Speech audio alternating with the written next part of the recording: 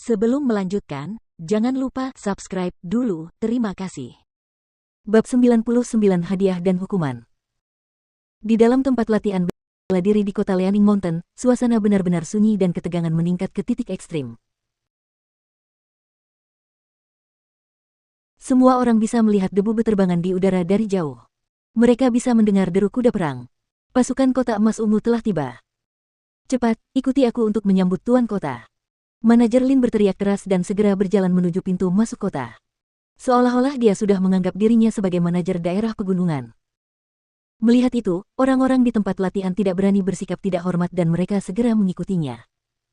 Jika sebelumnya mereka memiliki sedikit kecurigaan terhadap manajer Lin, setelah melihat pasukan kota emas ungu, kecurigaan mereka lenyap seperti asap dan mereka sepenuhnya mempercayai apa yang dikatakannya sebelumnya. Melihat banyaknya orang yang berbondong-bondong keluar, meskipun Chu Feng tidak mau, dia tidak bisa berbuat apa-apa. Dia hanya bisa mengikuti arus orang-orang ke pintu masuk kota dan menyambut penguasa kota emas ungu. Meskipun dalam hatinya, dia tidak menaruh kota emas ungu di matanya, sebelum memiliki kekuasaan absolut, dia tidak punya pilihan selain menyerah sementara. Setidaknya dia tidak bisa menyinggung perasaannya tanpa alasan.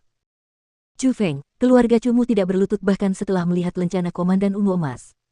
Aku akan melaporkannya kepada penguasa kota. Setelah mencapai pintu masuk kota, manajer Lin dengan dingin mengatakan itu kepada Chu Feng. Lakukan apa yang kau inginkan. Chu Feng menatapnya sekilas dan tidak mau repot-repot membuang waktu pada orang kecil yang menikmati kesuksesannya. Tunggu saja sebentar. Rasa sakitnya akan datang padamu. Manajer Lin juga mendengus dingin dan senyum dingin di sudut mulutnya menjadi semakin gelap. Asteris gemuruh-gemuruh asteris. Di bawah tatapan banyak orang, suara gemuruh itu semakin dekat. Dengan sangat cepat, mereka melihat siluet pasukan kota emas ungu di dalam debu. Melihat tentara emas ungu yang bersenjata lengkap dan terorganisasi, hampir semua orang terkejut dengan kemegahannya. Pada saat itu, mereka yang memiliki konflik dengan keluarga Chu diam-diam bersukacita dalam hati mereka. Mereka merasa bahwa keluarga Chu akan mengalami malapetaka lain yang akan menimpa mereka. Memikirkan sikap arogan Chu Feng dan memikirkan situasi yang akan dihadapi Chu Feng, tidak perlu disebutkan betapa gembiranya mereka. Di bawah tatapan tegang dari kerumunan, pasukan kota ungu emas dengan anggun tiba di pintu masuk kota pegunungan miring di bawah pimpinan Chen Hui. Kami memberi penghormatan kepada Tuan Kota. Melihat itu, manajer Lin segera berlutut dan pada saat yang sama, banyak orang di tempat kejadian juga berlutut. Bahkan keluarga Chu pun berlutut. Menghadapi orang yang paling menguasai kota emas ungu, mereka tidak berani bersikap tidak sopan dengan cara apapun. Namun, Chu Feng tetap berdiri. Chu Feng keterlaluan. Berlututlah di hadapan penguasa kota. Manajer Lin menunjuk ke arah Chu Feng dan berteriak. Pria punya emas di lututnya. Selain orang tua dan orang-orang yang kukasihi, aku, Chu Feng, bahkan tidak akan berlutut ke surga. Mengapa aku harus berlutut kepada orang lain?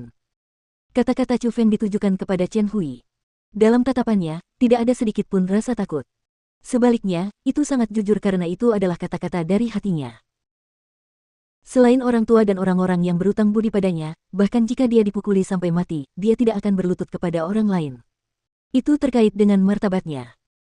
Bagi manusia, bahkan jika mereka mengalah, akan ada batasnya. Batasnya bagi Chu Feng adalah baik-baik saja meskipun dia dipukul atau dihina. Namun, bahkan jika dia dipukuli sampai mati, dia tidak akan berlutut kepada orang lain. Ketika kata-kata Chu Feng keluar, Chu Yuan dan yang lainnya ketakutan. Mereka merasa bahwa Chu Feng akan membuat Chen Hui marah. Adapun Manger Lin dan yang lainnya, mereka sangat gembira. Meskipun mereka tahu bahwa Chu Feng berani, mereka tidak pernah menyangka bahwa dia akan seberani itu. Dia hanya memprovokasi Chen Hui dan itu juga seperti menamparkan wajahnya di depan orang banyak. Namun, ketika orang banyak tengah menunggu tontonan bagus untuk melihat bagaimana Chen Hui akan mengalahkan Chu Feng, Chen Hui hanya tersenyum tipis, melompat dari kuda, dan berjalan ke arah Chu Feng.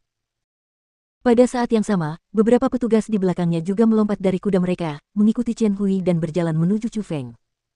Kamu Chu Feng. Chen Hui tersenyum saat menilai Chu Feng. Dalam tatapannya, bahkan ada sedikit kekaguman.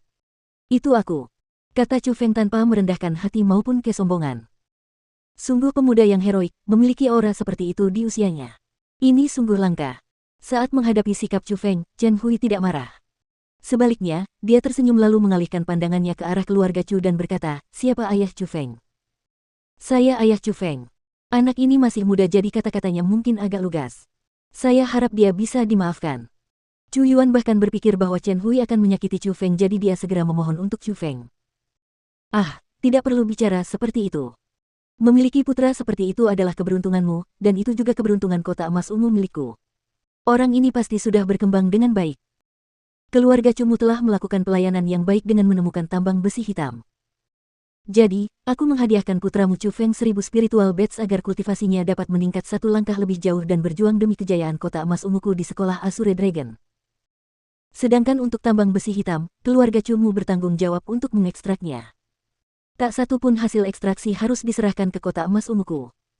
Semuanya milik keluarga Chumu. Selain itu, mulai hari ini, daerah pegunungan ini akan dikelola oleh keluarga Chu.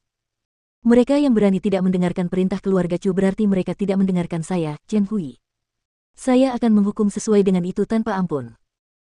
Suara Chen Hui sangat jelas, dan di tengah keheningan di mana-mana, kata-katanya terpatri jelas di telinga orang banyak. Pada saat itu, kecuali orang-orang dari kota emas ungu, hampir semua orang membelalakkan mata dan mulut mereka dan sangat terkejut. Belum lagi manajer Lin dan mereka yang ingin keluarga Chu dipermalukan, bahkan Chu Yuan dan keluarga Chu-nya sendiri merasa bahwa itu tidak dapat diungkapkan dan mereka tidak tahu harus berbuat apa. Apa yang terjadi? Bukan saja penguasa kota emas ungu tidak menghukum keluarga Chu karena sikap Chu Feng, dia bahkan menghadiahkan 1000 manik spiritual kepada Chu Feng. 1000 manik spiritual. Tidak hanya itu, dia bahkan menyerahkan tambang besi hitam itu kepada keluarga Chu. Nilai tambang besi hitam itu jauh melebihi 1000 spiritual beds. Jika semuanya ditambang, pasti akan bernilai puluhan ribu spiritual beds. Itu adalah kekayaan yang tak ternilai. Yang terpenting adalah dia membiarkan keluarga Chu mengelola daerah pegunungan. Apa itu? Jika keluarga Chu yang mengelola, apa yang dilakukan manajer Lin?